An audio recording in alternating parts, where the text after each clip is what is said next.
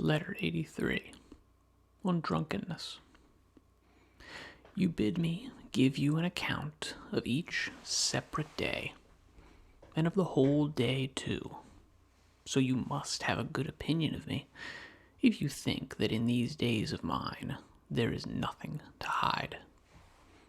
At any rate, it is thus that we should live, as if we lived in plain sight of all men. And it is thus that we should think, as if there were someone who could look into our inmost souls. And there is one who can so look. For what avails it that something is hidden from man? Nothing is shut off from the sight of God. He is witness of our souls, and he comes into the very midst of our thoughts, comes into them, I say, as one who may at any time depart. I shall therefore do as you bid, and shall gladly inform you by letter what I am doing, and in what sequence. I shall keep watching myself continually, and, a most useful habit, shall review each day. For this is what makes us wicked, that no one of us but looks back over his own life. Our thoughts are devoted only to what we are about to do, and yet our plans for the future always depend on the past. Today has been unbroken. No one has filched the slightest part of it from me. The whole time has been divided between rest and reading. A brief space has been given over to bodily exercise, and on this ground I can thank old age. My exercise costs very little effort. As soon as I stir, I am tired. And weariness is the aim and end of exercise, no matter how strong one is. Do you ask who are my pacemakers? One is enough for me. The slave Farius, a pleasant fellow, as you know, but I shall exchange him for another. At my time of life, I need one who is of still more tender years. Farius, at any rate, says that he and I are at the same period of life, for we are both losing our teeth. Yet even now I can scarcely follow his pace as he runs, and within a very short time I shall not be able to follow him at all. So you see what profit we get from daily exercise. Very soon does a wide interval open between two persons who travel different ways. My slave is climbing up at the very moment when I am coming down, and you surely know how much quicker the latter is. Nay, I was wrong, for now my life is not coming down, it is falling outright. Do you ask for all that how our race resulted today? We raced to a tie, something which rarely happens in a running contest. After tiring myself out in this way, for I cannot call it exercise, I took a cold bath. This, at my house, means just short of hot. I, the former cold water enthusiast, who used to celebrate the new year by taking a plunge into the canal, who just as naturally as I would set out to do some reading or writing, or to compose a speech, used to inaugurate the first of the year with a plunge into the Virgo aqueduct, have changed my allegiance, first to the Tiber, and then to my favorite tank, which is warmed only by the sun. At times, when I am most robust, and when there is not a flaw in my bodily processes, I have very little energy left for bathing. After the bath, some stale bread and breakfast without a table. No need to wash the hands after such a meal. Then comes a very short nap. You know my habit. I avail myself of a scanty bit of sleep, unharnessing, as it were. For I am satisfied if I can just stop staying awake. Sometimes I know that I have slept. At other times, I have a mere suspicion. Lo, now the din of the races sounds about me. My ears are smitten with sudden and general cheering. But this does not upset my thoughts or even break their continuity. I can endure an uproar with complete resignation. The medley of voices blended in one note sounds to me like the dashing of waves, or like the wind that lashes the treetops, or like any other sound which conveys no meaning. What is it then, you ask, to which I have been giving my attention? I will tell you. A thought sticks in my mind, left over from yesterday. Namely, what men of the greatest sagacity have meant when they have offered the most trifling and intricate proofs for problems of the greatest importance. Proofs which may be true, but nonetheless resemble fallacies. Zeno, that greatest of men, the revered founder of our brave and holy school of philosophy, wishes to discourage us from drunkenness. Listen then to his arguments proving that the good man will not get drunk. No one entrusts a secret to a drunken man, but one will entrust a secret to a good man. Therefore, the good man will not get drunk. Mark how ridiculous Zeno is, made when we set up a similar syllogism in contrast with his. There are many, but one will be good enough. No one entrusts a secret to a man when he is asleep, but one entrusts a secret to a good man.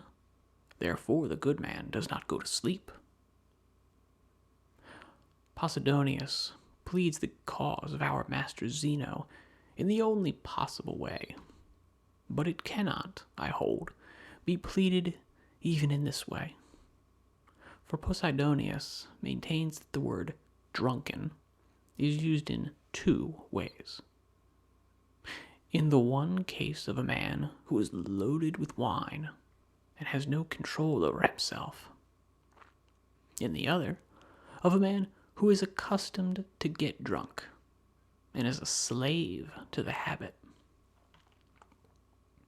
Zeno, he says, means the latter, the man who is accustomed to get drunk, not the man who is drunk. And no one would entrust to this person any secret, for it might be blabbed out when the man was in his cups. This is a fallacy. For the first syllogism refers to him who is actually drunk, and not to him who is about to get drunk. You will surely admit that there is a great difference between a man who is drunk and a drunkard. He who is actually drunk may be in this state for the first time and may not have the habit, while the drunkard is often free from drunkenness. I therefore interpret the word in its usual meaning, especially since the syllogism is set up by a man who makes a business of the careful use of words, and who weighs his language. Moreover, if this is what Zeno meant, and what he wished it to mean to us, he was trying to avail himself of an equivocal word in order to work in a fallacy. and no man ought to do this when truth is the object of inquiry. But let us admit, indeed, that he meant what Posidonius says. Even so, the conclusion is false, that secrets are not entrusted to an habitual drunkard. Think how many soldiers who are not always sober have been entrusted by a general, or a captain, or a centurion, with messages which might not be divulged. With regard to the notorious plot to murder Gaius Caesar, I mean the Caesar who conquered Pompey and got control of the state, Tullius Cimber was trusted with it no less than Gaius Cassius. Now Cassius throughout his life drank water, while Tullius Cimber was a sot as well as a brawler. Cimber himself alluded to this fact, saying, "I carry a master, I cannot carry my liquor." So let each one call to mind those who, to his knowledge, can be ill trusted with wine, but well trusted with the spoken word. And yet one case occurs to my mind, which I shall relate, lest it fall into oblivion. For life should be provided with conspicuous illustrations. Let us not always be harking back to the dim past. Lucius Piso, the director of public safety at Rome, was drunk from the very time of his appointment. He used to spend the greater part of the night at banquets, and would sleep until noon. That was the way he spent his morning hours. Nevertheless, he applied himself most diligently to his official duties, which included the guardianship of the city. Even the sainted Augustus trusted him with secret orders when he placed him in command of Thrace. Piso conquered that country. Tiberius, too, trusted him when he took his holiday in Campania, leaving behind him in the city many a critical matter that aroused both suspicion and hatred. I fancy that it was because Piso's drunkenness turned out well for the emperor that he appointed to the office of city prefect Cossus, a man of authority and balance, but so soaked and steeped in drink that once, at a meeting of the Senate, whither he had come after banqueting, he was overcome by a slumber from which he could not be roused, and had to be carried home. It was to this man that Tiberius sent many orders, written in his own hand, orders which he believed he ought not to trust even to the officials of his household. Cossus never let a single secret slip out, whether personal or public. So let us abolish all such harangues as this. No man in the bonds of drunkenness has power over his soul, as the very vats are burst by new wine, and as the dregs at the bottom are raised to the surface by the strength of the fermentation. So, when the wine effervesces, whatever lies hidden below is brought up and made visible. As a man overcome by liquor cannot keep down his food when he has overindulged in wine, so he cannot keep back a secret either. He pours forth impartially both his own secrets and those of other persons. This, of course, is what commonly happens. But so does this, that we take counsel on serious subjects with those whom we know to be in the habit of drinking freely. Therefore, this proposition, which is laid down in the guise of a defense of Zeno's syllogism, is false. That secrets are not entrusted to the habitual drunkard. How much better it is to arraign drunkenness fairly and frankly, and to expose its vices. For even the middling good man avoids them, not to mention the perfect sage, who is satisfied with slaking his thirst. The sage, even if now and then he is led on by good cheer, which, for a friend's sake, is carried somewhat too far, yet always stops short of drunkenness. We shall investigate later the question whether the mind of the sage is upset by too much wine and commits follies like those of the toper. But meanwhile, if you wish to prove that a good man ought not to get drunk, why work it out by logic? Show how base it is to pour down more liquor than one can carry, and not to know the capacity of one's own stomach. Show how often the drunkard does things which make him blush when he is sober.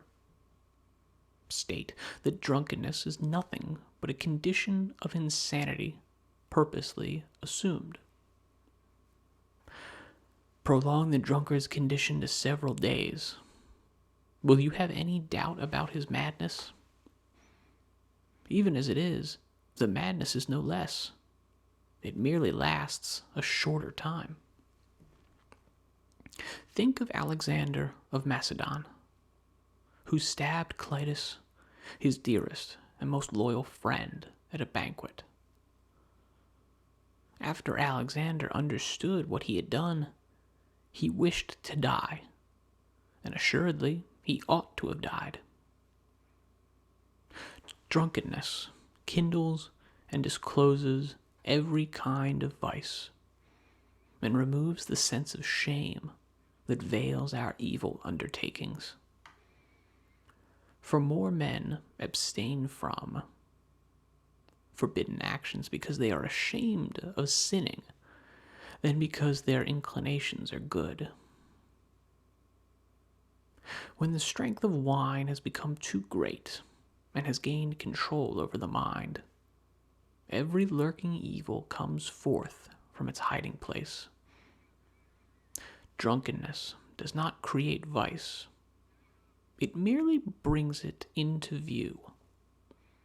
At such times, the lustful man does not wait even for the privacy of a bedroom, but without postponement gives free play to the demands of his passions.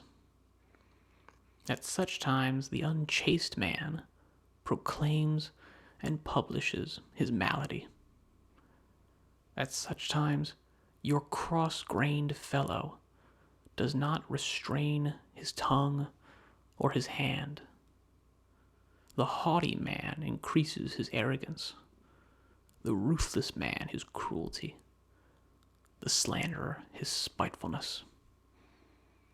Every vice is given free play and comes to the front. Besides, we forget who we are. We utter words that are halting and poorly enunciated. The glance is unsteady. The steps falter. The head is dizzy.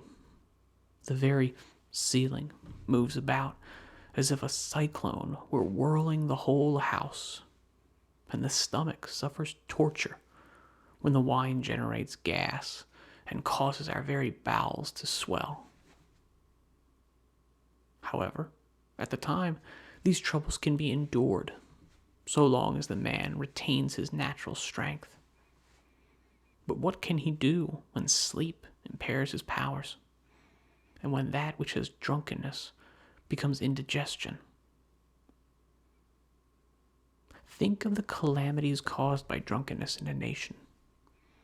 This evil has betrayed to their enemies the most spirited and warlike races. This evil has made breaches in walls defended by the stubborn warfare of many years. This evil has forced under alien sway peoples who are utterly unyielding and defiant of the yoke. This evil has conquered by the wine cup those who in the field were invincible. Alexander, whom I have just mentioned, passed through his many marches, his many battles, his many winter campaigns, through which he worked his way by overcoming disadvantages of time or place, the many rivers which flowed from unknown sources, and the many seas, all in safety.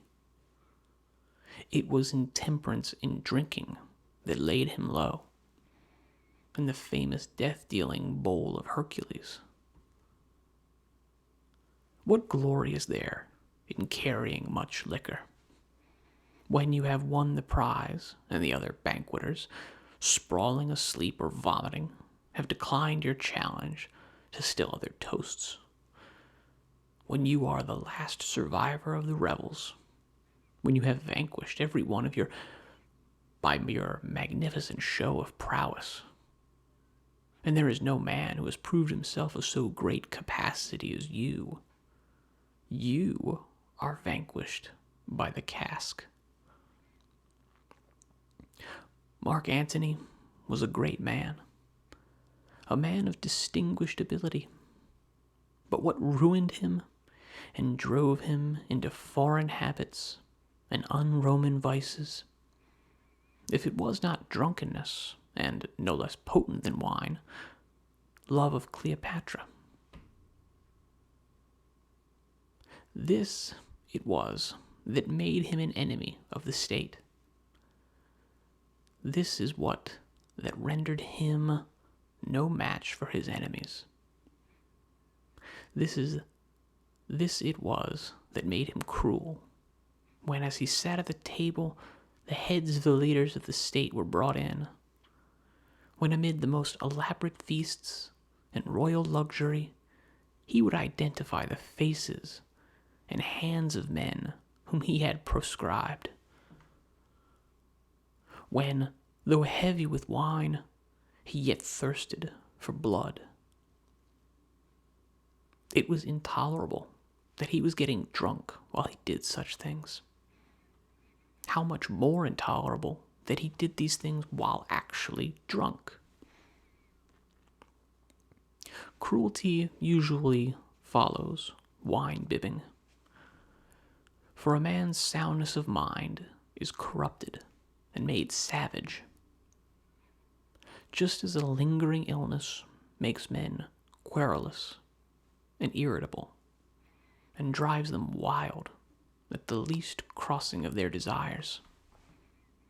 So, continued bouts of drunkenness bestialize the soul.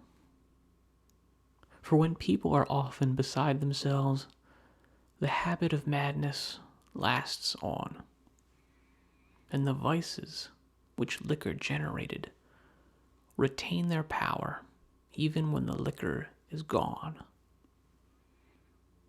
Therefore, you should state why the wise man ought not to get drunk. Explain by facts, and not by mere words, the hideousness of the thing and its haunting evils. Do that which is easiest of all, namely, demonstrate that what men call pleasures are punishments as soon as they have exceeded due bounds. For if you try to prove that the wise man can souse himself with much wine, and yet keep his course straight, even though he be in his cups, you may go on to infer by syllogisms that he will not die if he swallows poison, that he will not sleep if he takes a sleeping potion, that he will not vomit and reject the matter which clogs his stomach when you give him hellebore. But when a man's feet totter and his tongue is unsteady, what reason have you for believing that he is half sober and half drunk? Farewell.